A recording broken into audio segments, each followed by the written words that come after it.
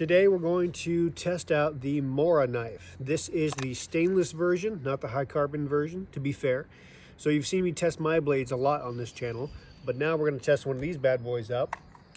I know I'm going to get a lot of hate for this particular video, which I understand. This is a very popular knife, got a lot of fans of it.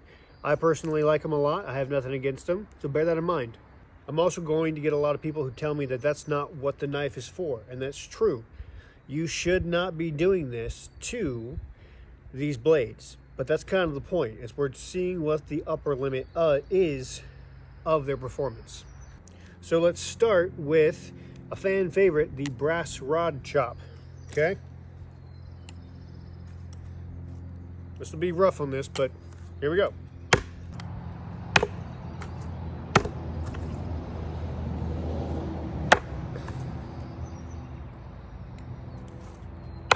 Okay, so there was some damage, obviously, because this is a thin blade, it's stainless, and this is kind of a brutal test, even though it's just a 1/8 rod. But you'll see that it did not chip, it rolled, which means it's soft. And again, that checks out because it's stainless, not high carbon.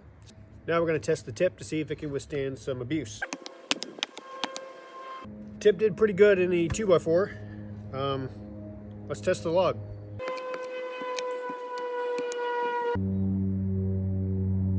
Tip did pretty good. I'll give him that. Did a nice job. There's no deflection. There's not even really any dulling. So in that regard, it did really well. Safety first, gentlemen.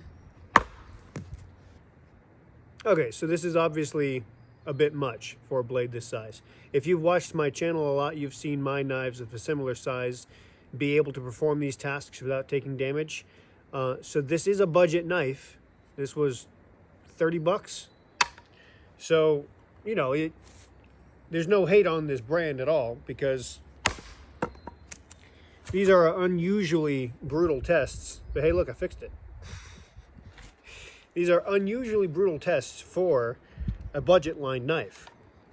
All we're doing is we're highlighting the difference between a budget knife, which is fine, and a high carbon knife.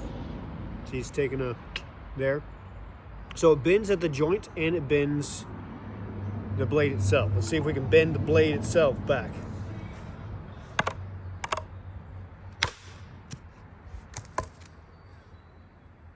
Well, no, we made it worse, but that's okay.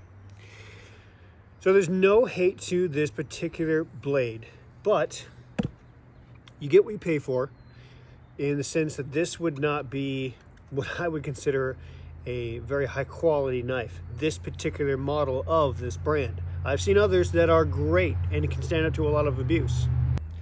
Not everyone's going to go and buy a $500 knife. Not everyone's going to go buy a $300 knife, etc., etc. But if you want a Mora knife, despite the fact that I just abused this poor thing today, I still recommend them because it's a budget knife and it's great.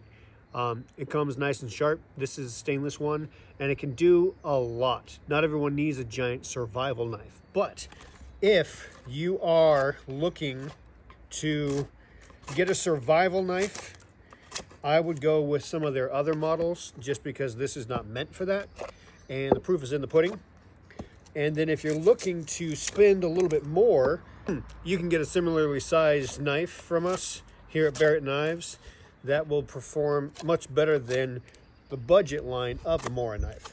So, long story short, do I recommend Mora knives? You know what? Sure.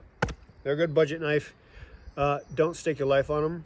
This particular one, it's how it is. No hate to the brand. I'm gonna get a lot of hate on this video because of this, I understand, but hey, you know what? I'm a professional in my field, and that's my opinion.